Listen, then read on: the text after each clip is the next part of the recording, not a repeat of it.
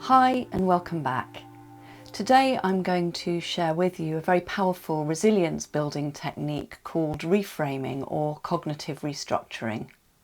As human beings, we are constantly putting our own interpretation on the things that happen around us. We're basically making up stories in our own head that feel like reality but are actually our interpretation of reality. And one of the ways that we enable ourselves to change is by changing our perspective on things. And that's what reframing does.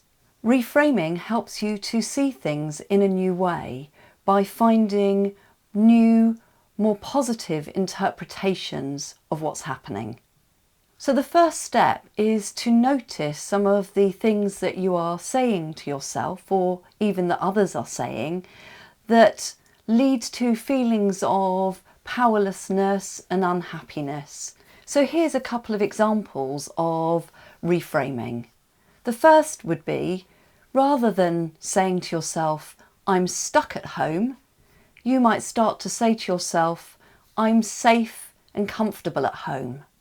Or rather than saying to yourself, I'm alone and can't be with the people I love, saying to yourself, I'm free to make contact with those I love and care about at any time. So that's two examples of reframing. So noticing the things that you're saying to yourself which are making you feel unhappy and powerless, and shifting those to statements that help you to feel more in charge, more empowered, and more positive about what's going on.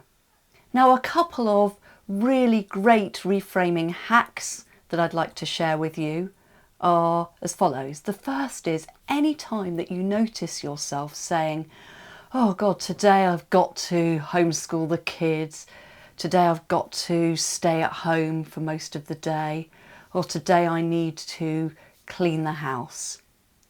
You simply change the word got to get.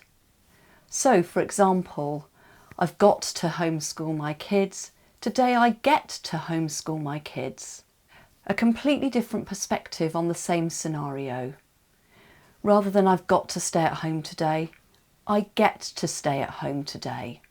And it's a way of starting to feel appreciative and thankful for what you get to do, rather than feeling imposed and weary about what you've got to do.